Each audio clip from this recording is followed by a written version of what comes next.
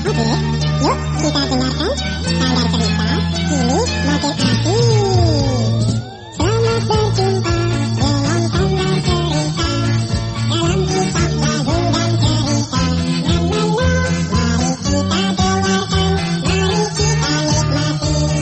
Mari kita dengarkan, mari kita nikmati.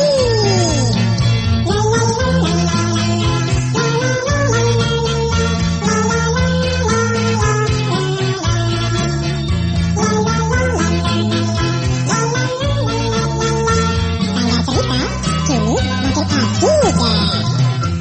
Adik-adik manis, kali ini Sanggar Cerita menghidangkan sebuah cerita yang berjudul Si Koko dan Si Manis Naga.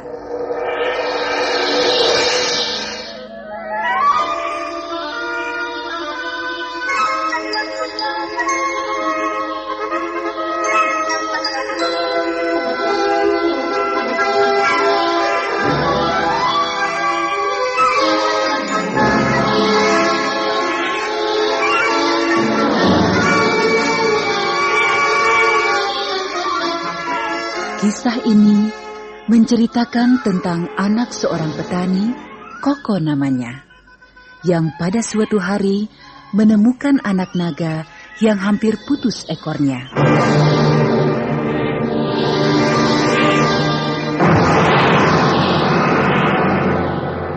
Adik-adik, apa yang dilakukan Koko terhadap anak naga itu? Apa pula tanggapan ayah Koko terhadap anak naga yang menjijikkan itu? Nah, dengarlah, Koko memulai ceritanya dengan sebuah nyanyian gembira.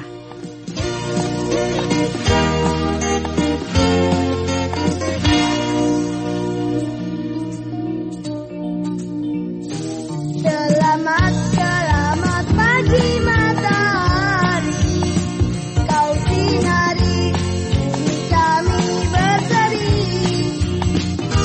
Bahagia aku sebagai anak petani, ku tanam kacang padi juga umbi. Koko adalah namaku, ku tiada tertinggal kecil aku. Aku piatu anak tunggal ayahku, ayah sangat sayang pada diriku. Tiap hari aku dan ayah bekerja, kami berdua mencangkul gembira. Bila panen tiba ya, kami jual hasil bumi ke kota.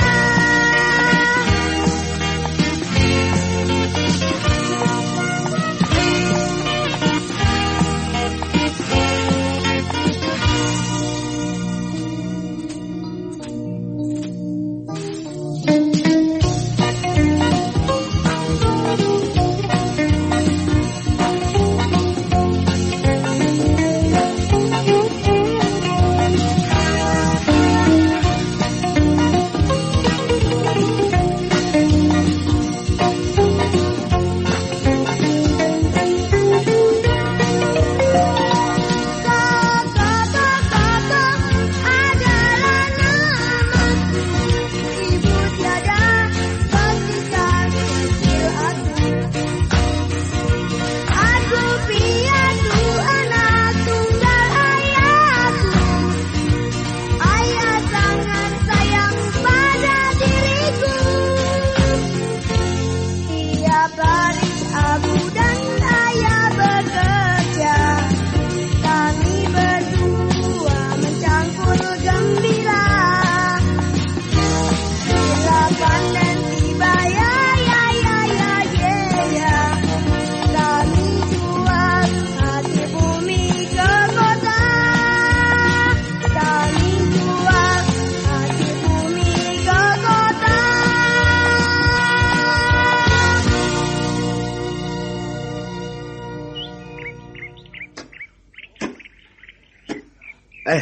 Kok ada apa kau berhenti mencangkulnya? Hah? Hari masih pagi. Apakah kau sudah lelah, nak? Tidak, Ayah. Aku mendengar suara binatang kecil merintih. Ayah mendengar? Itu mungkin suara jangkrik. Sudahlah, tidak usah dihiraukan. Ayah, dengar. Rintiannya semakin memilukan.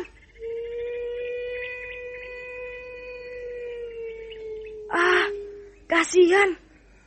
Aku akan mencarinya. Kok kau buang-buang waktu mundar-mandir seperti itu? Ayo kita mencangkul lagi. Sedikit lagi. Kemudian kita istirahat sambil minum teh. Kok malah lari?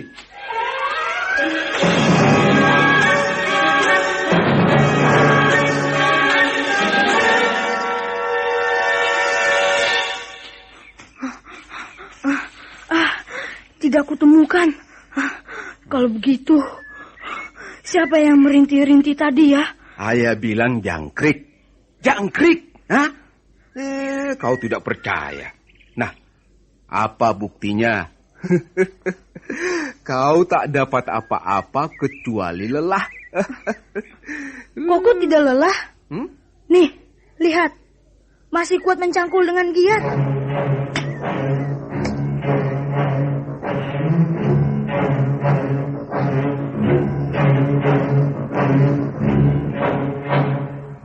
Ayah, itu merintih lagi. Suaranya jelas. Mungkin ada di sekitar kita. Alah, sudahlah. Lupakan saja suara itu. Tidak. Suara itu harus Koko cari.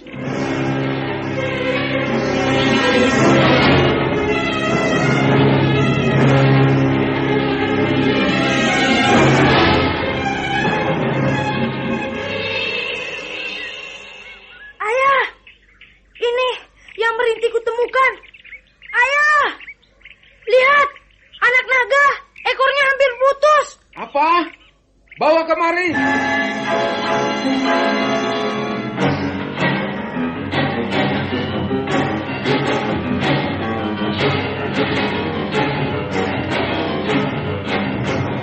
Ayah, ini dia yang merintih.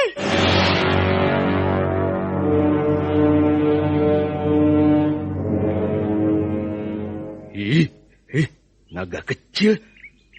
Buang saja. Jijik. Biarkan dia mati. Seperti kadal mau buntung.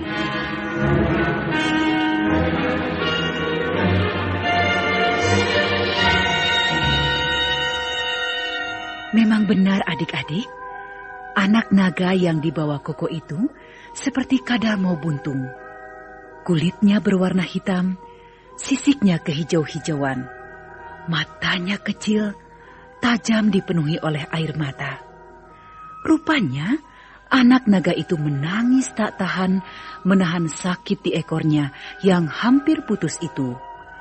Lalu Koko mengusap-usapnya dengan lembut sekali.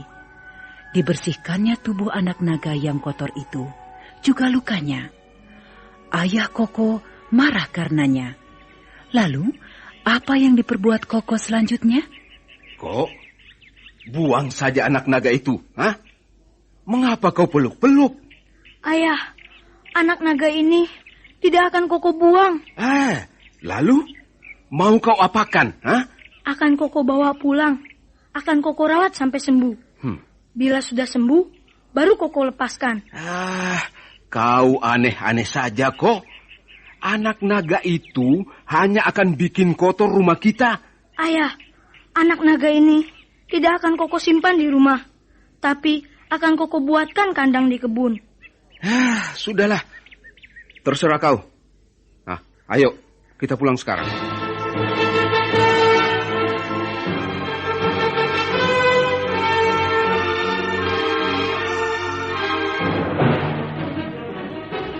Adik-adik manis, akhirnya Koko pulang ke rumahnya bersama ayahnya sambil membawa anak naga yang ekornya hampir putus itu. Sesampainya di rumah, ekor naga yang hampir putus itu diobatinya dan dibalut dengan kain bersih. Kemudian ditidurkan dalam keranjang yang bertilam rumput halus yang empuk. Nah, dengarkanlah Koko bercerita dengan anak naga itu. Nah, badanmu kini sudah hangat. Lukamu sudah kuobati. Sudah tidak perih bukan? Nih, makan bubur manis. Minumnya juga manis. Lalu tidur ya.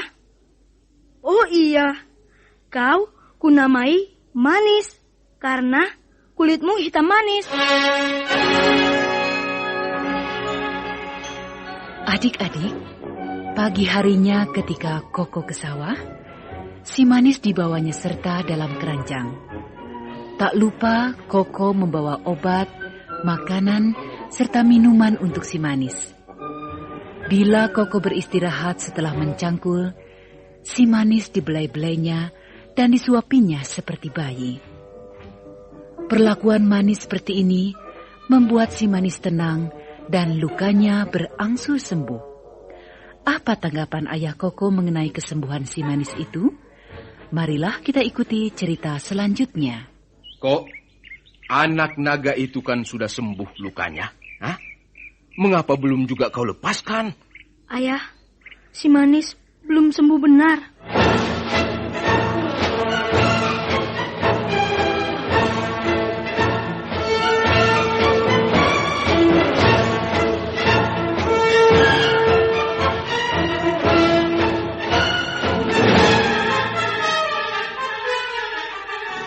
Betul adik-adik, luka si manis memang belum sembuh benar. Koko terus mengobatinya dengan rajin. Makin hari, tubuh si manis membesar dan memanjang. Kini ia tak bisa disimpan lagi dalam keranjang. Maka, Koko lalu membuat kotak untuk si manis. Kotak ini disimpannya di dapur. Dengarkan adik-adik, ayah Koko marah sekali. Kok, kotak itu jangan disimpan di dapur. Simpan di kebun sana. Baik, ayah. Si manis akan Koko buatkan gubuk. Hah? Gubuk?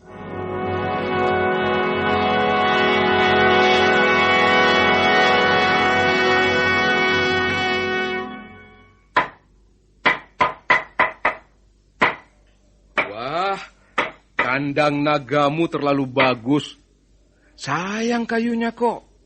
Kayu gubuk ini Koko cari dari hutan. Wah, kalau ayah jadi nagamu itu, bahagia sekali. Kok, ayo kita ke sawah. Jangan mengurusi naga terus.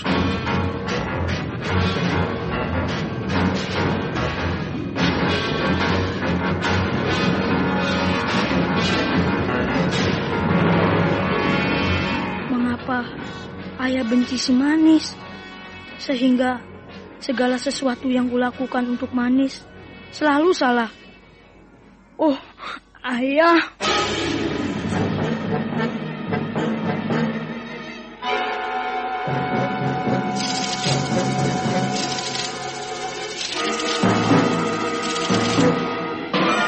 Adik-adik, si manis terus tumbuh dengan pesatnya.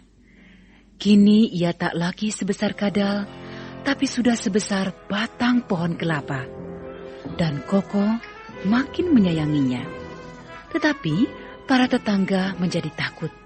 Dengar adik-adik, ayah Koko mulai memperingatkan Koko.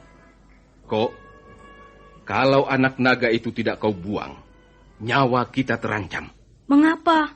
Masa kau tidak tahu? Hah?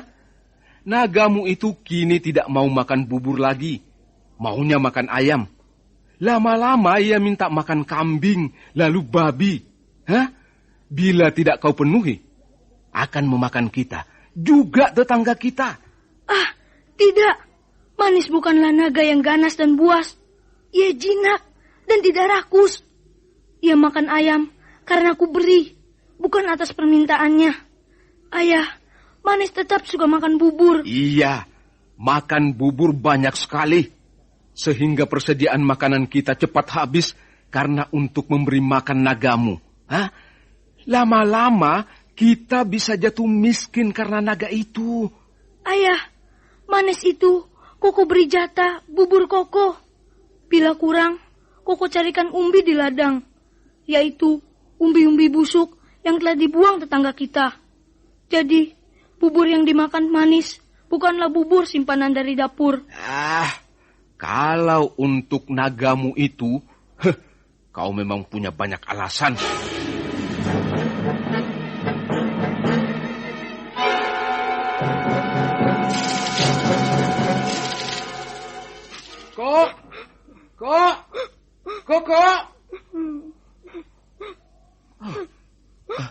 Kok?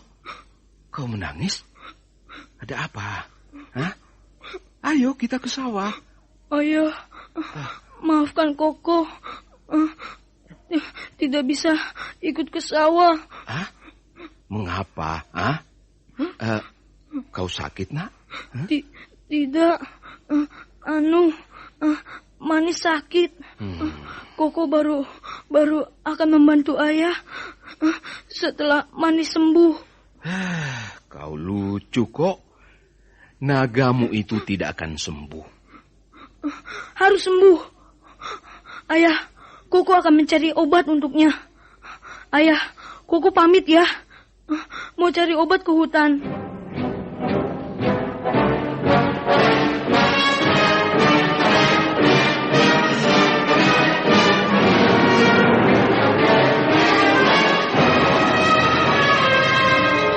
Adik-adik, Koko pun berangkat ke hutan. Ketika Koko pergi, tetangganya berdatangan ke rumahnya. Mereka ini menjumpai ayah Koko. Mereka meminta agar ayah Koko membuang naga itu. Dengar selanjutnya adik-adik.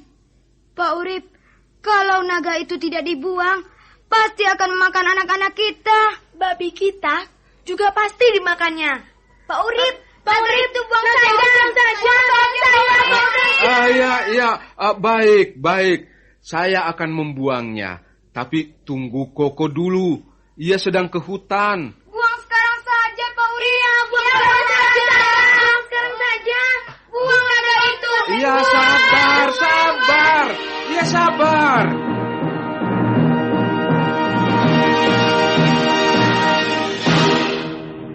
Adik-adik, ayah Koko berkeras melarangnya. Tetapi para tetangganya itu tidak memperdulikannya.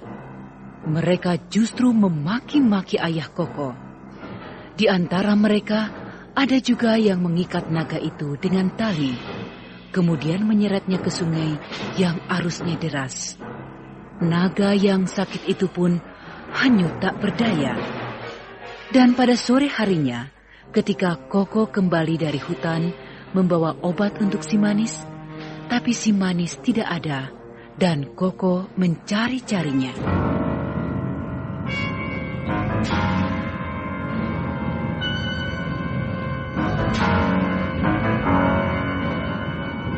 Ayah, kemana si Manis? Ayah telah membuangnya ya? Tidak, ayah tidak membuangnya, Nak. Tetangga kita lah yang membuangnya. Mereka takut kalau nagamu memakan ternak dan anak-anak mereka. Koko, ayah tadi sudah berkata pada mereka agar menantimu, tapi mereka tidak sabar. Oh, ayah, Koko sangat menyayangi Manis. Oh, kasihan dia. Manis sedang sakit, malah mereka buang. Padahal Manis tidak pernah mengganggu mereka. Mereka kejam.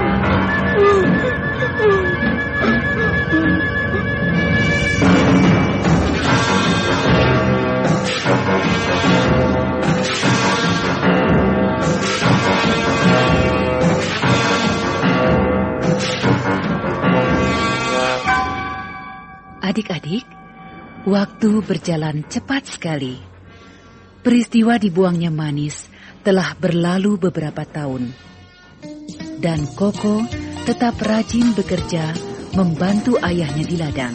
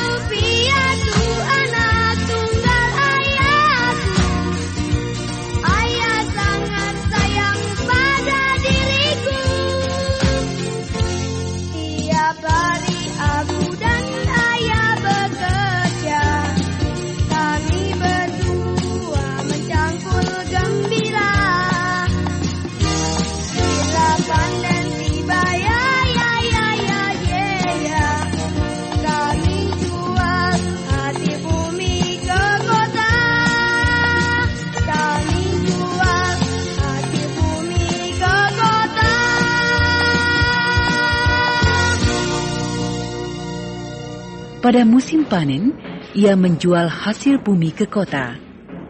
Jarak rumah dengan kota jauh sekali. Itu pun harus melalui jalan yang sulit, kiri kanannya tebing dan hutan lebat. Banyak penjahat di sepanjang jalan itu, adik-adik.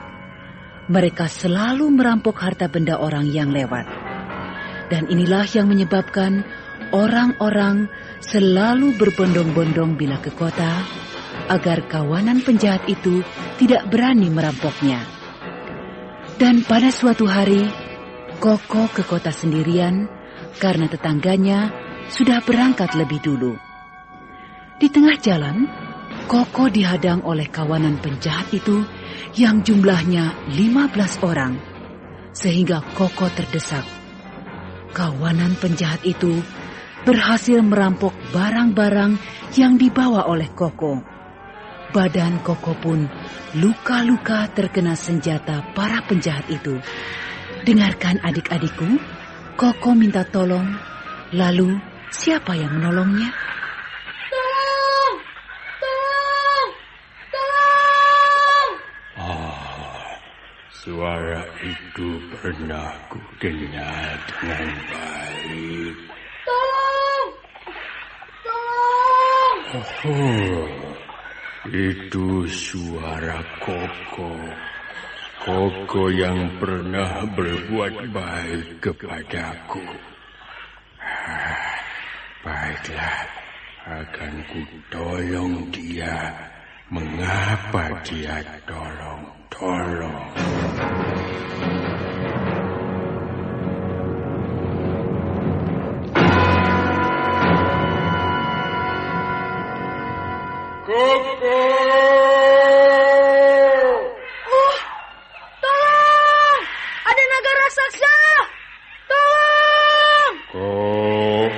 Jangan takut, aku sahabatmu, Manis.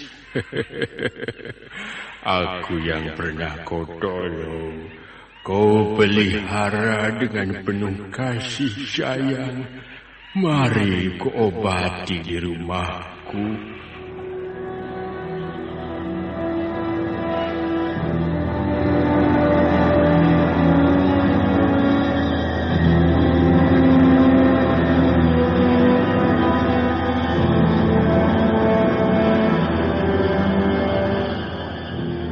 Adik-adik, si Manis menggendong Koko menuju rumahnya, yaitu sebuah gua yang sangat bersih. Sambil mengobati luka-luka Koko, Manis bertanya, mengapa Koko sampai luka-luka? Dengar adik-adik penjelasan dari Koko. Aduh, kawanan penjahat baru saja merampokku.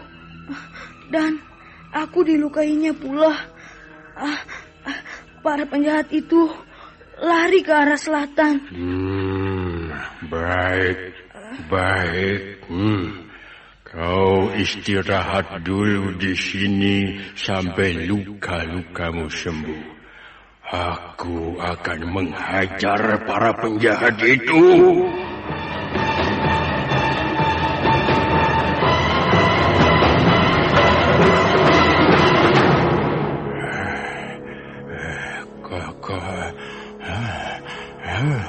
Koko, aku puas menghajar mereka. Naga, sekarang kau tidak apa-apa bukan? Tidak apa-apa, Koko. Aku malah semakin segar dan kuat.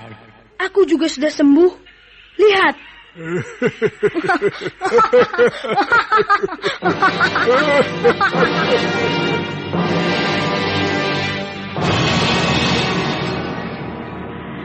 Adik-adik, dalam waktu sekejap saja, Manis dapat menghajar penjahat itu satu demi satu. Setelah beres, Manis kembali dengan membawa harta benda milik Koko ke gua. Ia menemui Koko dengan penuh persahabatan dan kasih sayang.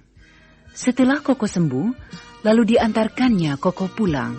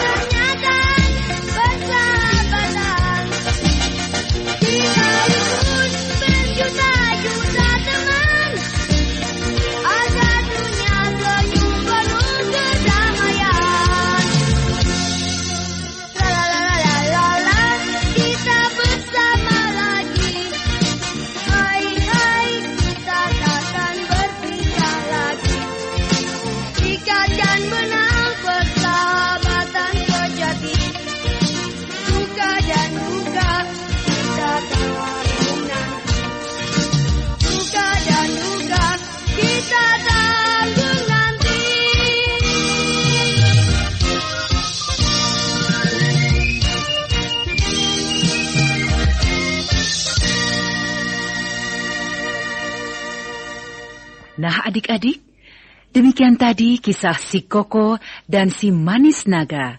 Sampai jumpa di lain cerita.